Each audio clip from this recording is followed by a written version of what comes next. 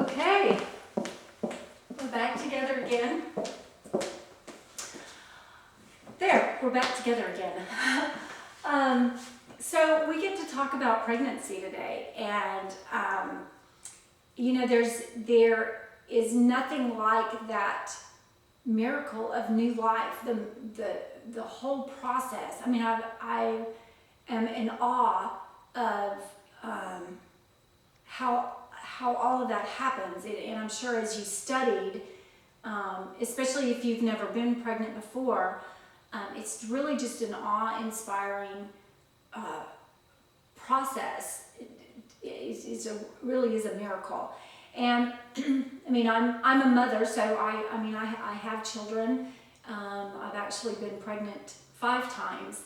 I have 2 living children, 2 sons, and I've birthed 3 living children. So obviously, by deduction, one of my children is deceased. So the process with every pregnancy is, it never mattered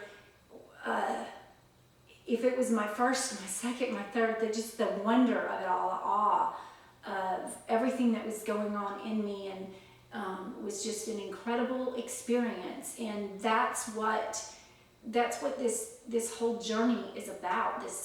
The changes that you're seeing.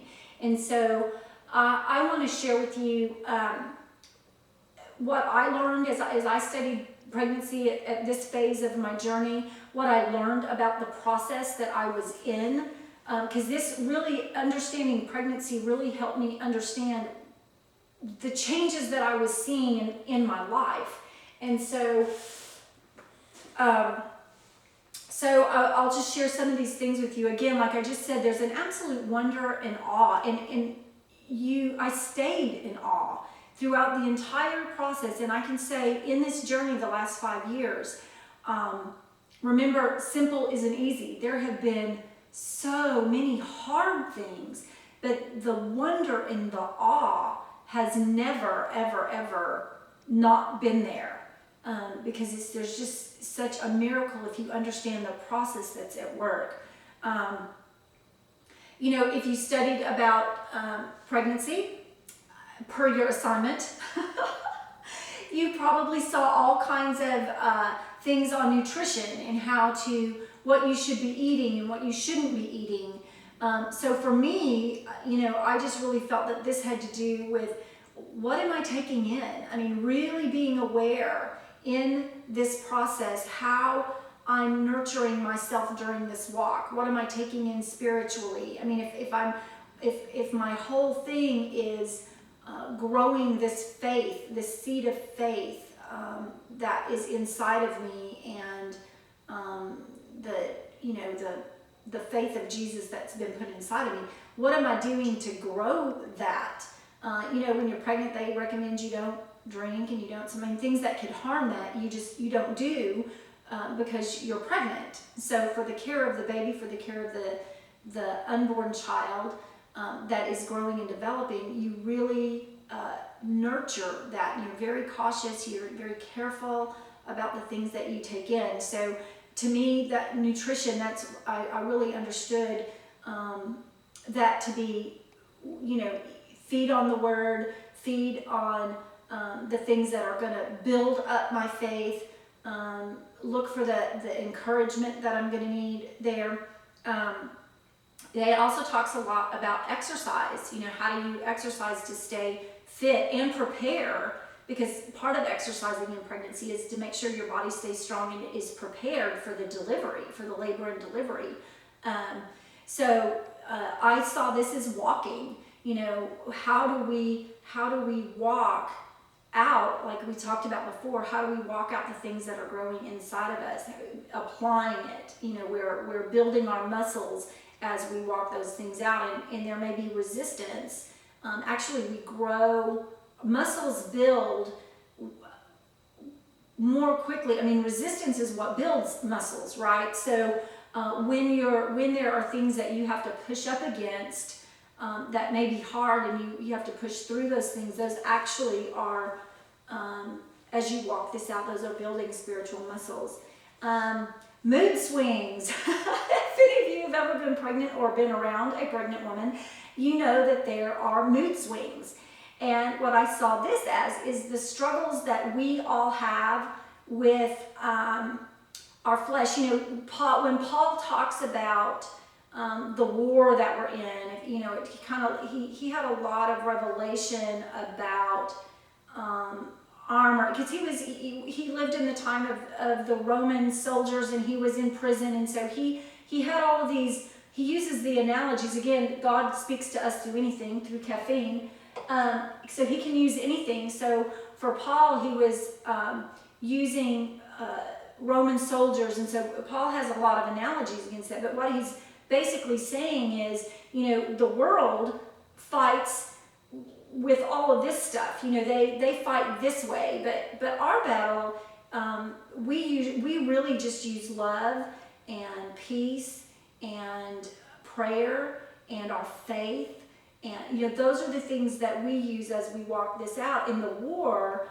that we're fighting it's our war. It's the war of renewing our mind, getting the things in our mind aligned with truth in our own flesh, our own desires. I think of the flesh. When I think of the flesh, I think a lot of times we think of, when we talk about carnal or flesh things, we think about sexual sins or all of that kind of stuff. But really, that's just appetite. It's any appetites. If you think about you know, this whole area of our physical body, that's driven by appetite, and so appetites can be yes, it can be in regard to physical things like food or sex or any of those.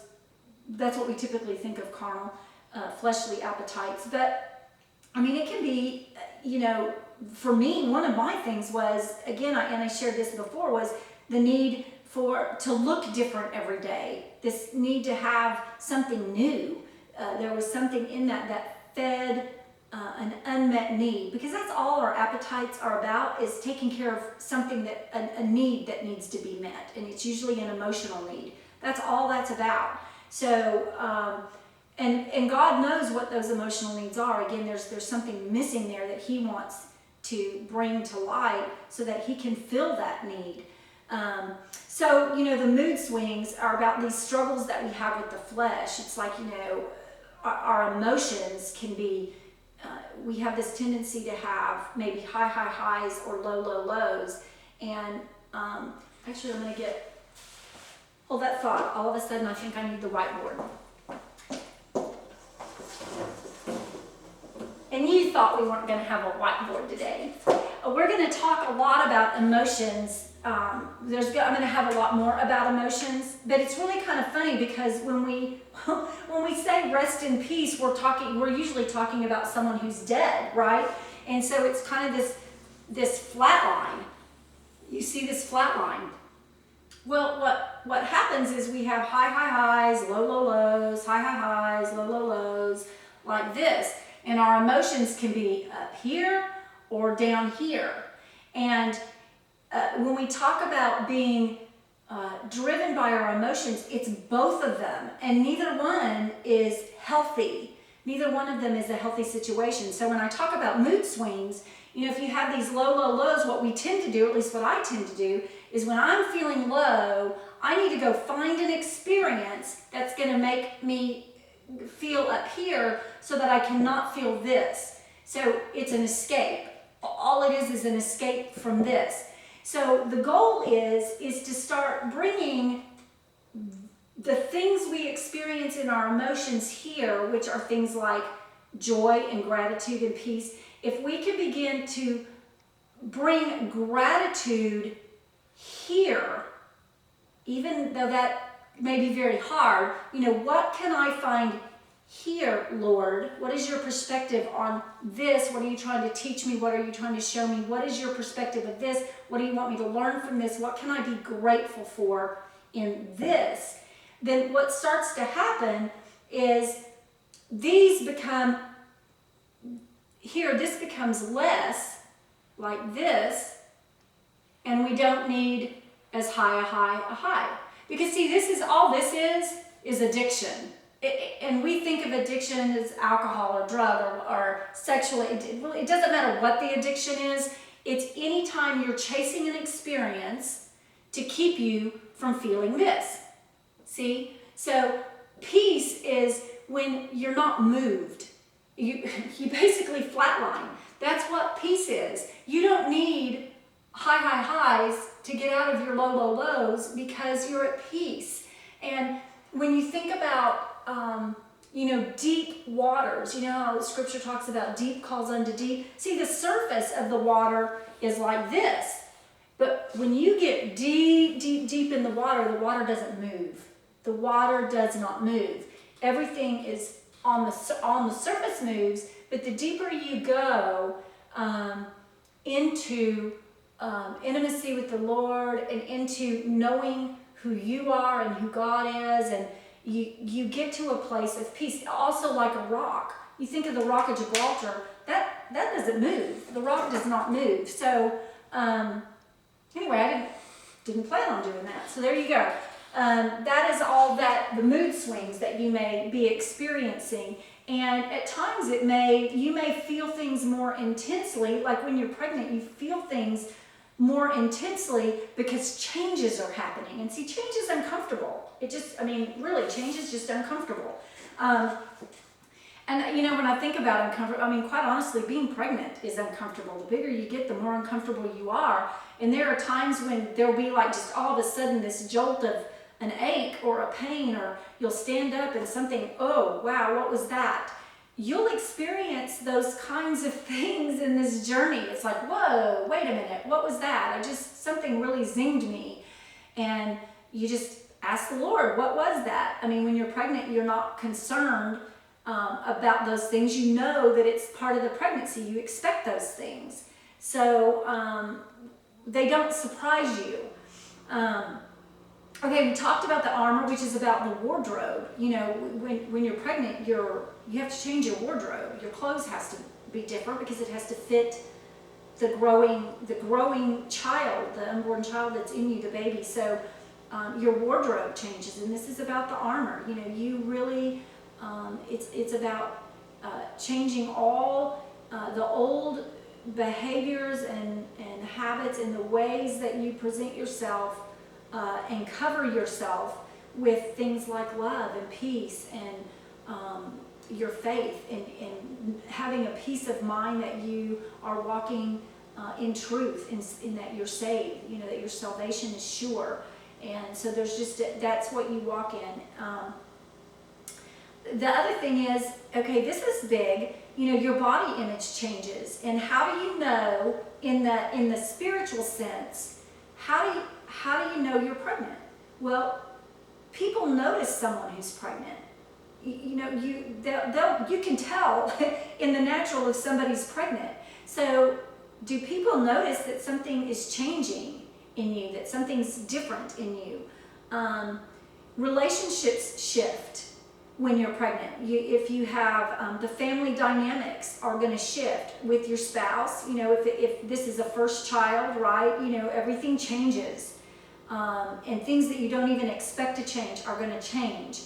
If you have other children, that things change. Maybe you've had one child and they had all your attention, and now you're having a second child. So, dynamics within family and even friends are going to shift because you're changing and your focus is changing. Fears of inadequacy. Oh my goodness. Especially if it's your first child. There are times when I was pregnant, I was like, oh my gosh, what made me think I could be a parent? And this really hit me when my oldest son turned 22, and I looked at him and I was like, seriously, what made me think that, because I had him when I was 22, I was like, what made me think that at age 22 I could be a parent?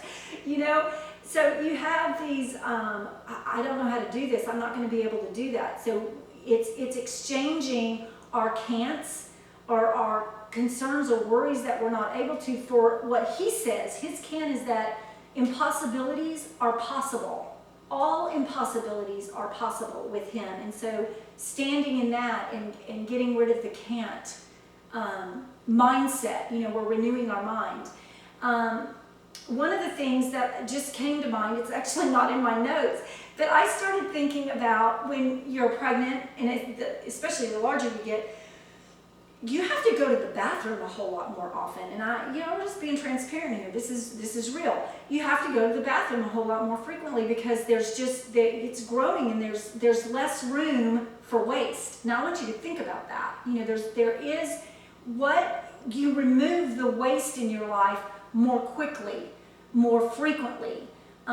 So you can't have a full bladder like you used to be able to have a full bladder. You have to go eliminate. And so there's greater, the further you walk in this, the less you're going to be willing to hold on to anger or hold on to bitterness or hold on to any of those toxic waste things that need to get eliminated. You can't hang on to the good things that are going to be nurture and nutritious or a nutrient to that unborn child, and the other things you have to eliminate a whole lot more quickly.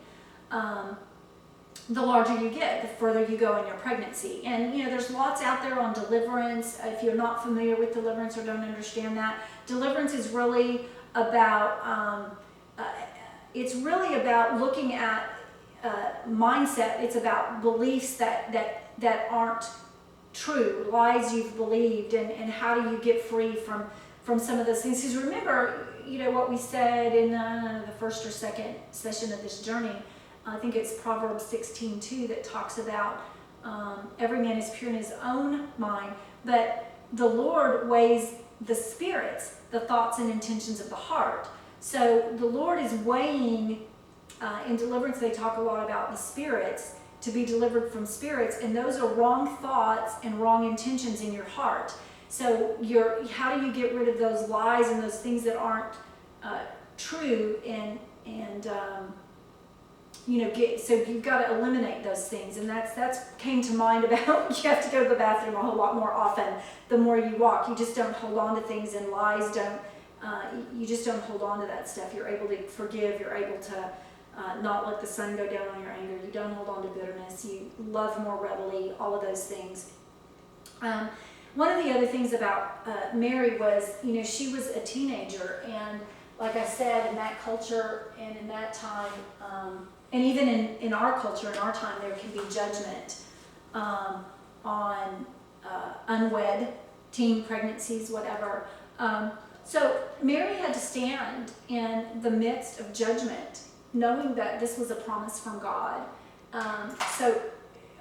There is this strength that comes from knowing that you are walking in obedience regardless of what judgment is coming against you. I don't know. I don't know if Mary felt shame. There can be shame attached to situations and circumstances. But if you know that you're walking in obedience to the Lord, and you are doing what, you are standing on the promise He's given you, and you are following Him, then there is no, in fact, one of the things the Lord spoke to me is there's never shame in my promise. There's never shame in the promise I give to you. So, don't let shame be put on you or judgment be put on you. You stand knowing that you're being obedient to the Lord in what you're doing, and that you're standing on a promise He's given you. And even though you may not always understand what He's doing and what is at work, and it may not look, I always go back to Noah building this big honking boat, in the middle of a place that's never even seen water come from the sky. And, he just kept on, I don't know how many years, I don't remember what the Bible says, how many years he built that thing.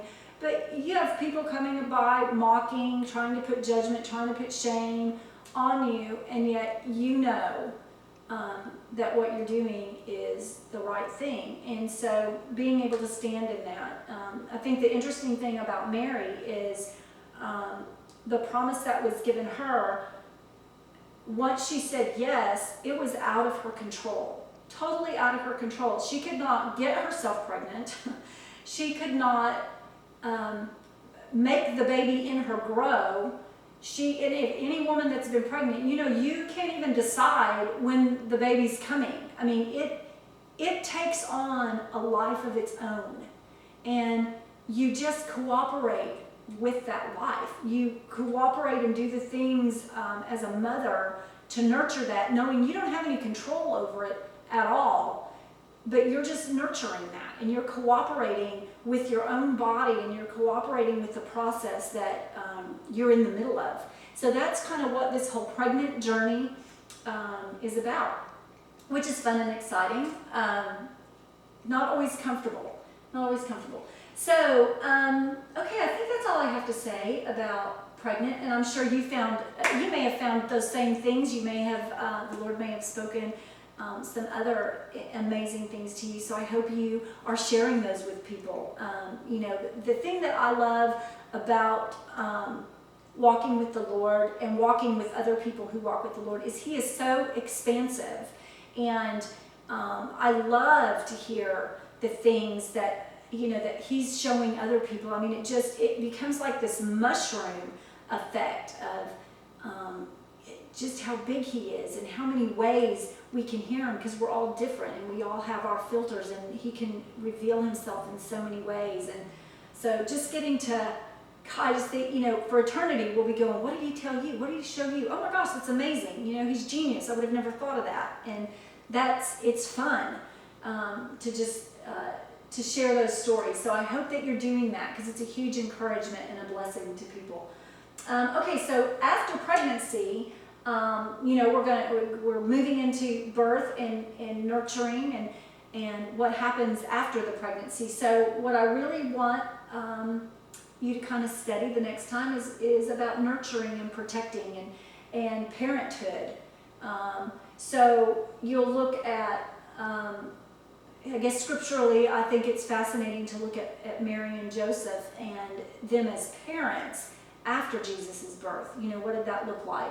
But any parents that you might find in the Bible, or any things online about parenting guidance and guidelines for parenting and child rearing and all that kind of stuff, is good things to dig into.